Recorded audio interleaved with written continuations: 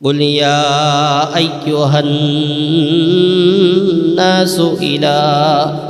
إلى رسول الله إليكم جميعا আল্লাহ রাব্বুল আলামিন বলেন, কুল হে নবী, আপনি মানুষদেরকে জানিয়ে দেন, সকল লোকদেরকে জানিয়ে দেন। এখানে ইমানদারের কথাও বলা হয় নাই, শুধু মুসলিম জাতির কথাও বলা হয় নাই, সকল লোকদের কথা উদ্দেশ্য করে আল্লাহ তাআলা বলেন, আমি তোমাদের সকলের নিকটে রাসূল হিসেবে আগমন করেছি।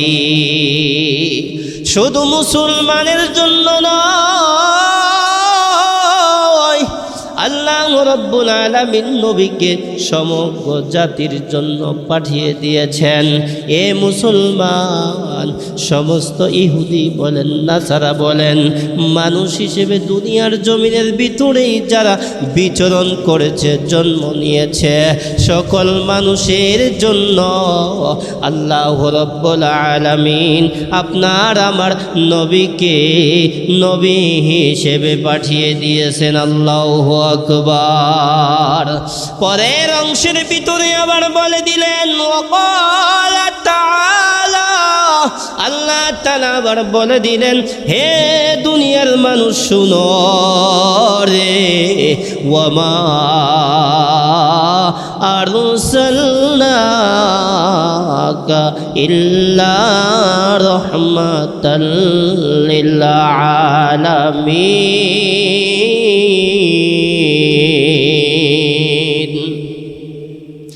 আল্লাহ রাব্বুল আলামিন আবার বলে দিলেন, আল্লাহ নিজে বলে দিয়েছেন যে হে রাসূল, আপনাকে বিশ্ব জগতের জন্য আমি নবী হিসাবে শুধু নয়, ইল্লা রাহমাতাল লিল আলামিন হিসেবে, রহমত স্বরূপ বিশ্বস্ত একজন ব্যক্তি হিসেবে আমি দিয়ে দিয়েছি। আল্লাহু আকবার। এই আয়াতের ভিতরে দুইটা বিশেষ অংশ, একটা হলো জামিআ, সমগ্র জাতির জন্য আল্লাহ তাআলা নবীকে রাসূল হিসেবে পাঠিয়েছেন। ইহুদি বলেন, নাসারা বলেন, বুদ্ধ বলেন, খ্রিস্টান বলেন, যত জাতি আছে, যত ধর্ম অবলম্বী আছে, সকলের জন্যই। দেখবেন বড় বড় ধর্মের পণ্ডিতরা যারা বুঝে, গবেষণা করে, তাদের তাওরাত, ইনজিল, জাবুর রিসার্চ করার পরে তারা দেখে মোহাম্মদ নামে একটা লোক আছে, তিনি সর্বশ্রেষ্ঠ উত্তম চরিত্রের অধিকারী। দেখবেন মিডিয়ার ভিতরে আসে যুবক ভাইয়েরা যে একজন হিন্দু মানে আবেগ আপ্লুত করে বলতেছে যে তিনি তো অনেক মহামানব, তিনি তো অনেক সুন্দর একজন চরিত্রের অধিকারী। দেখবেন যারা বুঝে, হিন্দু ধর্মের ভিতরে বুঝে, পণ্ডিত আছে, কিতাব বুঝে, তারা আমার নবীর সঙ্গে বেয়াদবি কেউ করে নাই। বেয়াদবি করেছে শুধু মূর্খরা, বেয়াদবি করেছে নামদারি মুসলমানরা। আজকে তারা নবীকে মাইনাস করতে করতে করতে করতে ইবাদত থেকে মাইনাস করে ফেলছে, তার জীবন থেকে মাইনাস করে দিয়েছে। শুধু তাই নয়, তার কপাল পুড়ে গেছে, তার কপালটাও পুড়ে দিয়েছে। এই জন্য দেখবেন নবী আলাইহিস সালাতু ওয়াস সালামের বিষয়গুলো আজকে মানুষ ডিভাইডেড করতে করতে করতে করতে সমাজ থেকে উচ্ছেদ করে দিয়েছে, পরিবার থেকে উচ্ছেদ করে দিয়েছে, নিজের জীবন থেকে উচ্ছেদ করে দিয়েছে, ইবাদত থেকে সে বঞ্চিত হয়ে গিয়েছে। এখন মানুষ আর মানুষত্ব নেই, মানুষ এখন হিংসত্ব মনোভাব নিয়ে চলতেছে, ইবাদত করতেছে, মনে করতেছে যে আমি যে ইবাদত করতেছি এই ইবাদত কবুল হইতেছে না, সমাধান পাইতেছে না। কি জন্য? তার সংযোগ লাইন তো ঠিক নাই, ঠিকই না? নাই, লাইন ঠিক নাই। নিজেরে মনে করতেছে বড়, কিয়ের ওসিলা, কই যা কিছু হইব আল্লাহ দিয়ে। দুনিয়ার জমিনের ভিতরে যদি মামলা করা হয়, কোর্টে যদি হাজিরা দেওয়া হয়, বাবা একজন উকিল ধরতে হয়, সরকারি হোক আর বেসরকারি হোক। আসামির কথা অনুযায়ী ম্যাজিস্ট্রেট লিখবে না, আসামির কথা অনুযায়ী ম্যাজিস্ট্রেট বিচার করবে না। করবে কিনা? একজন উকিলের মাধ্যমে ওসিলা দিয়া কোর্টে দাঁড় করানো লাগবে। বলে আসামির পক্ষে দুইজন উকিল, চারজন উকিল যদি সে দাঁড় করা, তার রেফারেন্সগুলা তুলে ধরবে, রায় দিয়ে ফেলবে। আসামির কথা জজ সাহেবের সময় শোনার সময় নাই, ঠিক না? দুনিয়ার জমিনের ভিতরে যদি তাই হয়, একটা জজ কোর্টে, একটা হাই কোর্টের ভিতরে যদি দাঁড় করানো হয়, যদি একজন উকিলের সাহায্য লাগে, বাবাজিরা বলেন তো আল্লাহ তাআলার কাছে সামনে দাঁড়ানো হবে, বলেন আমার নবীর ওসিলা ছাড়া কি কোনো কাজে আসবে? আসবে না। এই জন্য আল্লাহ রাব্বুল আলামিন আবারও বলে দিলেন, বিসমিল্লাহির রহমানির রহিম,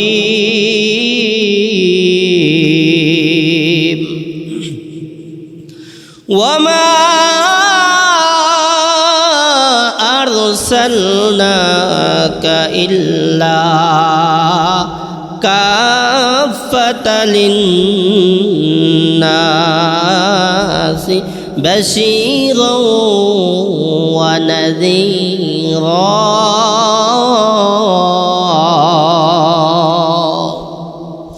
আল্লাহ রাব্বুল আলামিন বলে দিলেন, আমি আপনাকে সমগ্র নবীকে বলতেছেন, আমি আপনাকে সমগ্র মানবের জন্য সুসংবাদদাতা। যেই ভালো ভালো কথাগুলা সুসংবাদ দিয়ে দিয়েছেন আল্লাহ রাব্বুল আলামিন, বলে সুসংবাদদাতা এবং ভয় প্রদর্শনকারী স্বরূপ প্রেরণ করেছি। দুইটা শব্দ আল্লাহ তাআলা ব্যবহার করেছেন আয়াতে কালিমার ভিতরে। একটা হলো সুসংবাদদাতা, একটা হলো সুসংবাদদাতা। নবীর মাধ্যমে আল্লাহ রাব্বুল আলামিনের ভাষাগুলো জানিয়ে দিলেন, দুনিয়ার মানুষরা শুনো, তোমাকে আল্লাহকে মানতে হবে এবং আমি যেইভাবে করে থাকি, যেইভাবে জীবনযাপন করে থাকি, লেনদেন করে থাকি, উঠা বসা করে থাকি, আমার উম্মতেরা, দুনিয়ার মানুষ আমার দিকে তাকাইয়া দেখো রে, আমি যেইভাবে চলতে থাকি, যেইভাবে উঠি, যেইভাবে বসি, আমার লেনদেন যেইভাবে হয়, ইবাদতগুলা যেইভাবে হয়, ওইভাবে যদি তুমি করতে পারো, তোমার জন্য সুসংবাদ আছে, সুসংবাদ আছে। আল্লাহ রাব্বুল আলামিন আমাকে দিয়ে সুসংবাদগুলা পৌঁছে দিয়েছে। দুই নম্বরে যে কথাটা বলে দিয়েছেন, আল্লাহ রাব্বুল আলামিন বলে দিয়েছেন ভীতি প্রদর্শন স্বরূপ ভয়। ভীতি যেটাকে আমরা বলি, এটা বাবাজিরা নবীকে ভয় করতে বলে নাই, বলে নবীর প্রতি ভালোবাসা, সম্মান প্রদর্শন, একাত্মতা মানার জিন্দেগিটা যদি তুমি না মানতে পারো, বলে তোমার ইমানের ভিতরে যদি ঘাটতি হয়ে যায়, বলে তোমার ভয় আছে। নবীর সুপারিশ যদি তুমি না পাও, নবীর সিলসিলার সঙ্গে যদি তোমার জীবনের সিলসিলা যদি না মিলে, নবীর রঙের সঙ্গে যদি যুবক তোমার রঙটা যদি না মিলে যায়, তোমার ভয় আছে, ইমানের ঘাটতি আছে। এই ভয়ের কথা, এই ভীতির কথা আল্লাহ রাব্বুল আলামিন বলে দিয়েছে। যেমন সুসংবাদ দিছে, তেমনি ভাবে আবার ভয়ের কথাও বলে দিয়েছে। মা বাবার সঙ্গে বেয়াদবি করলে সন্তান বেয়াদব হয়ে যায়, ঠিক কিনা? কিন্তু নবীর সঙ্গে যদি কেউ বেয়াদবি করে ফেলে, সে আর বেয়াদব থাকে না, সে বেঈমান হয়ে যায়, ঠিক কিনা? ও বাবা, ঈমান থাকবে না, নবীর সঙ্গে যদি কেউ বেয়াদবি করে, বলে তার ঈমান থাকবে না, তার ঈমান থাকবে না, বেঈমান হয়ে যাবে, সুপারিশ পাবে না, রহমতও পাবে না, দুনিয়া এবং আখিরাতে লাঞ্ছিত হয়ে যাবে, ঠিক কি না? এই ভয়ের কথা বলা হয়েছে। আগে ইবাদত না, আগে মানতে হবে, আগে ওসিলা তালাশ করতে হবে, পরে ইবাদত করতে হবে। বাবাজিরা ভালো করে বুঝতে হবে, সমাজ থেকে আজকে মুসলমানিত্ব বজায় রাখতে পারতেছে না। এর কারণ কি? ইবাদত করতেছে, কবুল হইতেছে না, বিপদ আপদ ছাড়তেছে না। এর কারণটা কি? বলে এই উম্মতের দুর্দশা উম্মত নিজেই ডেকে নিয়ে আসছে। এই উম্মত ভালো ছিল, কিন্তু এই উম্মতের বিপদ এই উম্মতই নিয়ে আসছে। কিভাবে? ইহুদিরা দেখলো চিন্তা কইরা যে মুসলমান তো একতাবোধ। আগে দেখবেন একটা আয়োজন হইতো, মিলাদ মাহফিল হইতো, মানুষ আর মানুষ সারা রাত পর্যন্ত থাকতো, দুপুরে হইলে আসর পর্যন্ত হয়ে যেত। তো ওই একজন আরেকজনকে ডাকতো, ওই হিসাবে একটা মিল মোহব্বত ছিল মানুষের ভিতরে। থাকার পরে এটাকে ইহুদি নাসারারা মুসলমানের একতাবদ্ধ একসঙ্গে হওয়াকে এটা কিভাবে নষ্ট করবে, এক শ্রেণীর মৌলবি বাইর কইরা দিছে। এরা খালি টেলিভিশনে বৈশা যখনই দেখলেন ডিজিটাল শুরু হয়ে গেছে, আপনার অ্যানালগ বাদ হয়ে গেছে, অনলাইন কাজ শুরু হয়ে গেছে, তখন থেকেই মুসলমান ইবাদত থেকে বঞ্চিত হওয়া শুরু করছে। এই যে মুলুবিরা মাসালা দেওয়া শুরু করছে, ভাল লাগে মিষ্টি মিষ্টি কথা বলে, এদের মাধ্যমে ফতুয়াবাজি করতে করতে এইটা বেদাত, এইটা শিরক, এইটা করা যাব না, এইটা করা যাব না, এই সূরা পড়া যাব না, অমুক সময় এইটা করা যাব না, এই শুনতে মুসলমান ইবাদত সংক্ষিপ্ত করে ফেলছে। এখন দেখেন আপনি একজন মানুষের দাওয়াত দিলে কইব আমার সময় নেই, তোমার বাড়ি খাওয়ার আমার সময় নেই। মানুষ খুব ব্যস্ত হয়ে গেছে, মানুষকে মূল্যায়ন করতেছে না। যখন একজন মানুষ বিপদে পড়ে যায়, তখন একজন মানুষকে ডাকলেও কাছে আর তখন পায় না। আস্তে আস্তে মানুষের প্রতি ভালোবাসা বিচ্ছিন্ন হয়ে গেছে। এর কারণ কি? আমরা মহামানব সাইয়্যিদিনা ওয়াসিলাতিনা হযরতে মুহাম্মদুর সকলে পড়ি সাল্লাল্লাহু আলাইহি ওয়াসাল্লাম, এই মানুষটাকে ভালোবাসা বাদ দিয়ে দিছি। আল্লাহর পরে যাকে ভালোবাসত, ইমানের অংশ। আচ্ছা, নবী ভালোবাসা কি বলেন তো? কথা কয় না। নবী ভালোবাসা কি? ইমানের অংশ। এটা এখন মুসলমান এটা অনেকেই জানেই না, কি জন্য শুনে না তো। আর যারা এই সমস্ত কথাবার্তা বলে, ওদের কাছে মানুষকে যাইতেও দেয়া হয় না। নবী ভালোবাসা ইমানের অংশ। নবী ভালোবাসা নাই, ইমান নাই। কি জন্য আপনি বুঝেন না? যেই ইবাদতই করেন, দুরুদ সালাম যদি না করেন, নামাজ পড়তেছেন, এর ভিতরে দুরুদ পড়েন নাই, আপনার নামাজ হবে না। হবে? এই জন্য আপনাকে আল্লাহর প্রতি ভালোবাসা, ঈমান আনার পরেই নবী আলাইহিস সালাতু ওয়াস সালামের প্রতি ভালোবাসা আনতে হবে পরিপূর্ণ। কেমন ভালোবাসা?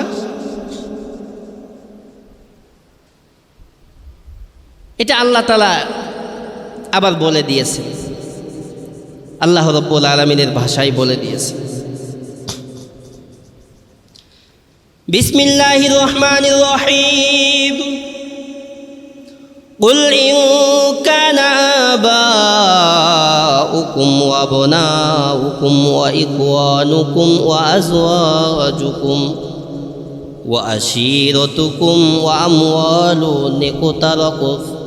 اقترفتموها وتجارة تخشون كسادها ومساكن ترضونها أحب إليكم من الله ورسوله وجهاد في سبيله আল্লাহ রাব্বুল আলামিন ডাক দিয়া বলতেছেন, দুনিয়ার মানুষরা শুনো। রাসূলকে বলে দিলেন, কুল, হে নবী আপনি তাদের মাঝে জানিয়ে দেন তোমাদের নিকট যদি আল্লাহ এবং তার রাসূল এবং আল্লাহর পক্ষ থেকে যদি জিহাদ করার কথাও বলা হইতে থাকে, আল্লাহ তাআলার এটা সান্নিধ্য হাসিল। কিন্তু দেখো রে, তোমার সন্তান আদি চাইতে, তোমার সম্পদ চাইতে, তোমার গোত্রের চাইতে, তোমার ভালোবাসার বস্তু চাইতেও যদি অধিক প্রিয় জিনিস এই রকম তোমার কাছে হইতে পারে, এই সমস্ত লোক যদি হয়ে থাকো, অনুসরণকারী যদি তুমি হয়ে থাকো, দুনিয়ামুখী ভালোবাসা যদি তোমার ভিতরে থেকে থাকে, ওই সমস্ত ব্যক্তিকে আল্লাহ তাআলা ভালোবাসেন না। শুধু তাই নয়, কোনো সাহায্য করবে না। আল্লাহ রাব্বুল আলামিন এটা বলে দিলেন, নবী আমার হাদিস শরীফের মাধ্যমে জানিয়ে দিলেন, ক্বালান নবী সাল্লাল্লাহু আলাইহি ওয়াসাল্লাম, লা ইউমিনু আহাদুকুম হাত্তা আকুনা আহাব্বা ইলাইহি মিন ওয়ালিদিহি ওয়া ওয়ালাদিহি ওয়ান নাসি আজমাইন। হে আমার উম্মতেরা শোনো, আমি নবীকে যতক্ষণ পর্যন্ত তুমি ভালো না বাসছো, তোমার জীবনের চাইতে, তোমার সম্পদের চাইতে, তোমার বিবি বাচ্চা চাইতে, তোমার পছন্দের পাত্র চাইতে, যতক্ষণ পর্যন্ত আমি নবীকে ভালো না বাসবা, ততক্ষণ পর্যন্ত তুমি পূর্ণ মুমিন হতে পারবা না। এই আয়াত এবং এই হাদিস দ্বারা বোঝা যায় বাবাজিরা, নবী আলাইহিস সালাতু ওয়াস সালামকে কতটুকু ভালোবাসতে হবে, কতটুকু ভালোবাসলে আল্লাহ রাব্বুল আলামিন আপনার আমার প্রতি সাহায্যের হাত বাড়িয়ে দিবে। শুধু আল্লাহর উপরে ঈমান আনলেন হবে না, নবীর উপরেও ঈমান আনতে হবে। নবীর উপরে ঈমান আনার অর্থ আপনার সব কিছু নবীর জন্য বিলিয়ে দিবেন। যেমনিভাবে আম্মা জান খাদিজাতুল কুবরা তার জীবনের সব কিছু বিলিয়ে দিয়েছিলেন, যেমনিভাবে আবু বকর তার সব কিছু বিলিয়ে দিয়েছিলেন, যেমনিভাবে সাহাবায়ে কেরামরা জীবনটা পর্যন্ত দিতে বাবা রাজি হইতেছিলেন। বেলালের মতো সাহাবী নবীর সঙ্গে চলতে থাকে, একবার ডানে যায়, একবার বামে যায়, একবার সামনে যায়, একবার পিছনে যায়।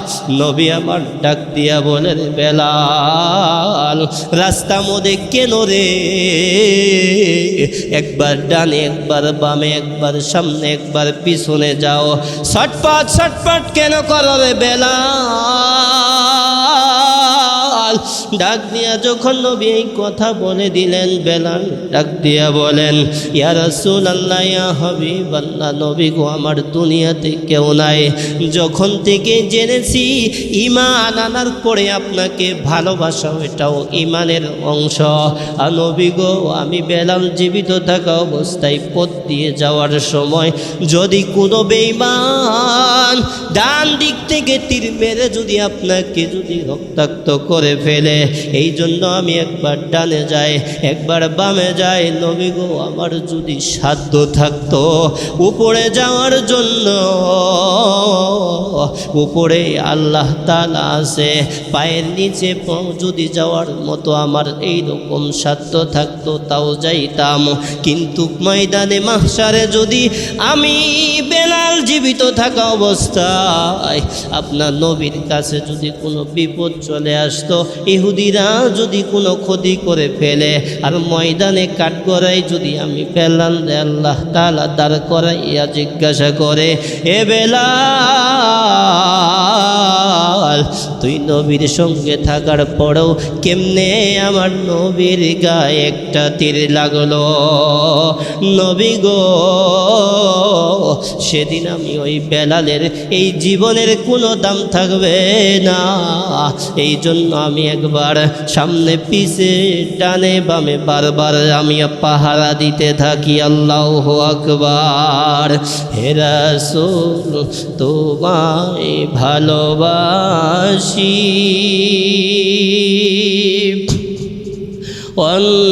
অন্তরে শুধু মুখে নয়, জান্নাতের আশায় নয় হে রাসূল, জাহান্নাম কেউ ডরি না। তোমার ওই নাম শুনিলাম,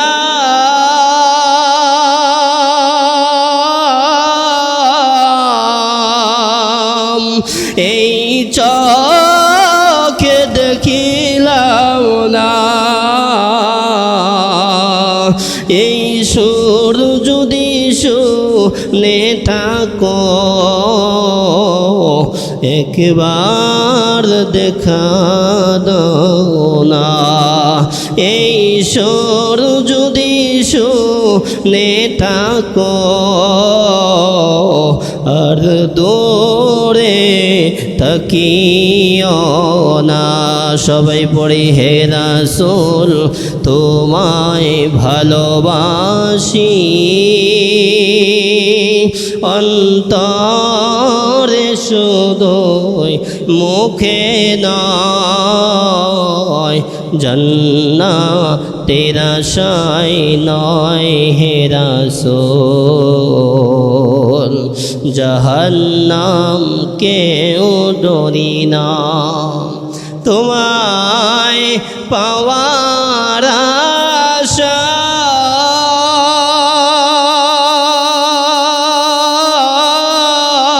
আশায় এই মন ছুটে মদিনায়, তোমায় পাওয়ার আশায়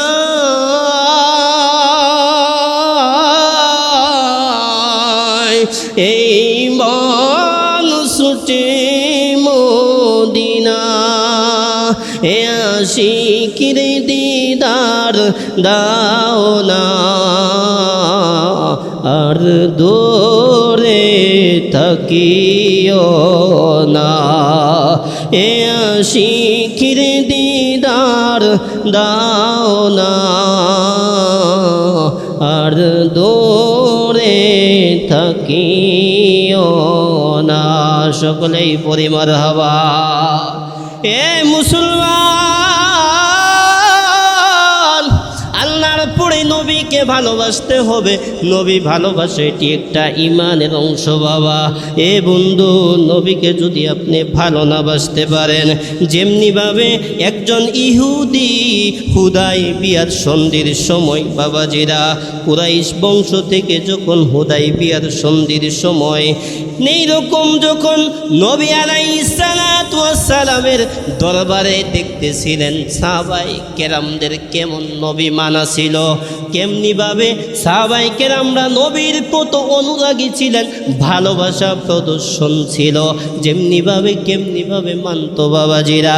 তিনি কুরাইশদের মাঝে গিয়া বলতেছেন, এ কুরাইশি ভাইয়েরা শোনো শোনো শোনো, আমি বড় বড় দরবারে গিয়েছি, আমি অনেক জায়গায় গিয়েছি, আবিসিনিয়ায় গিয়েছি, আমি বাহরাইনে গিয়েছি, বড় বড় দরবারগুলোতে আমি গিয়েছি, ইহুদিদের দরবারগুলোতে, কিন্তু মুহাম্মদুর সকলেই পড়ি সাল্লাল্লাহু আলাইহি ওয়াসাল্লাম এর দরবারে যখন গেলাম, দেখা আমার কেমন জানি লাগলো। বলে, বলো না কি দেখেছো তুমি, কি দেখেছো তুমি? বলে, মুহাম্মদের অনুসারীরা মুহাম্মদকে এমনি ভাবে মানে যেমনিভাবে তার চোখের দিকে তাকাই একটা কথা পর্যন্ত বলে না এমনিভাবে আদবের সঙ্গে বসে থাকে, তার চোখের দিকে চোখ পড়বে এমনিভাবে কেউ তাকায় না। জড়সড় জীর্ণ শীর্ণ হয়ে দরবারে বসে আছে। শুধু তাই নয়, দেখতে পেলাম একটু থুতু ফালাইবে, একটু কপ ফালাইবে, পাড়াপাড়ি লেগে যায়, কে হাতের উপরে নিবে। আমার সামনে দেখা গেল রে মোহাম্মদের থুতুটা লইয়া হাতের ভিতরে মালিশ কইরা সাহাবায়ে কেরামরা লুসুনের মতো তয়লের মতো হাতের ভিতরে ডলে আর মুখমণ্ডল চেহারার ভিতরে লাগাইয়া ফেলে। আল্লাহু আকবার। ভালোবাসতো। শুধু তাই নয়, ওযু যখন করতে থাকতো তারা এই বরকতময় পানিটুকু এক ফোঁটা নেওয়ার জন্য, শরীরে মাখার জন্য পাগল পাড়া হয়ে যাইতো রে। বলে তাদের জীবনের সার্থকতা মনে হয় এইটাই বাবাজিরা। এইগুলা সব মুসলিম শরীফের হাদিসের ভিতরে পাবেন, বুখারী শরীফের হাদিসের ভিতরে পাবেন। সব কিছু লিপিবদ্ধ আছে। ফতোয়াবাজি মৌলবীরা আজকে শোনাই না, ঠিক কি না? সব কিছু আছে। নবী প্রেম, ভালোবাসা সব পাইবে। এটা তো ইহুদিদের কথা, এমনিভাবে মানতেছিলেন। কিন্তু আজকে যে আমার দেশের যুবকরা নবীকে কেমনিভাবে মানবে বলে নবীর ইতিহাসই তো পড়ে না, শোনে না, ঠিক কি না? এরা শুধু টেলিভিশনের ভিতরে দেখে আর্জেন্টিনা আর ব্রাজিল, নেইমার আর আরেকজন প্লেয়ার, এইরকম দুইজনে প্লেয়ার নিয়ে যুবকরা পাগল হয়ে গেছে, ঠিকই না?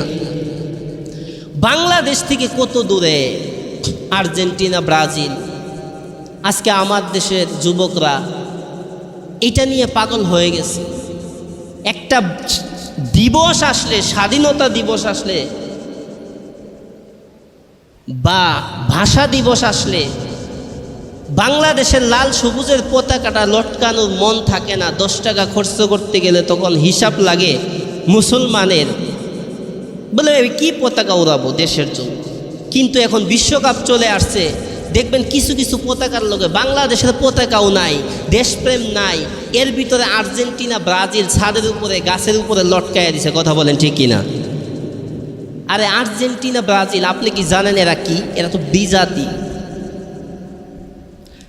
ব্রাজিলের যে আগে জার্সি ছিল এটা কিছুদিন আগে চেঞ্জ করে দিছে, ফেসবুকে আসছে, তাই না? চেঞ্জ করে দেওয়ার পরে এটার ভিতরে একটা যে লোগো দিছে, একটা সিনারি দিছে, এটা একটা শয়তানের আকৃতি দিয়ে দিছে ছাপ, যেটা আমি অনলাইনে দেখলাম। আপনি কি করতেছেন? এরা তো ইহুদি, এরা তো দিন ধর্ম কিছু বুঝে না। এইগুলা নিয়ে আমরা পাগল হয়ে গেছি। কত বড় হতবাগা! ভ্যান চালায়, একজন ভ্যান চালায়।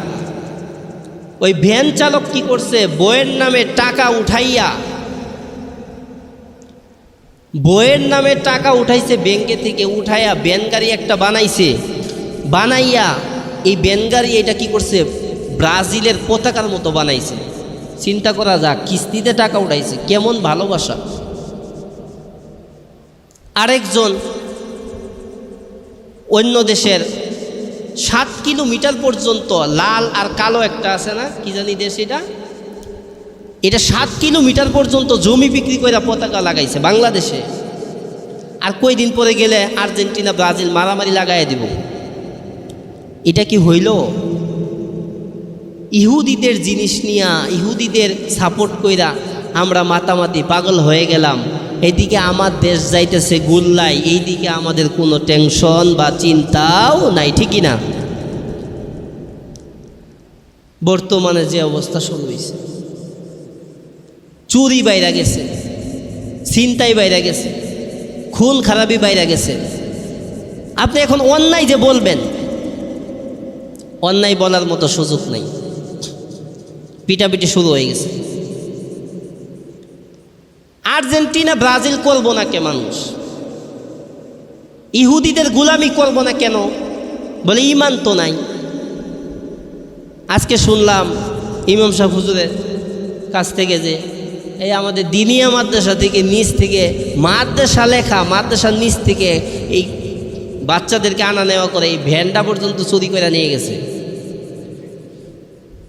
তাহলে কেমন আমরা মুসলমান হয়ে গেছি? আজ পর্যন্ত আমি দেখি নাই যে একটা হিন্দু চুর ধরা পড়ছে আমাদের দেশে, এরকম আমি পাই নাই। সব চেষ্টা মেস্তা সব নামদারি মুসলমান। হিন্দুরা দেখবেন বিপদে পড়লে হাত পাচ্ছে, কিন্তু আমি দেখি নাই যে চুরি করতে হিন্দু ধরা পড়ছে। পাইছেন? আমি পাই নাই, দেখিও নাই নিউজে। মুসলমান মসজিদ থেকে ব্যাটারি চুরি করতেছে, মাইক চুরি করতেছে, মুসলমান কিন্তু এরা।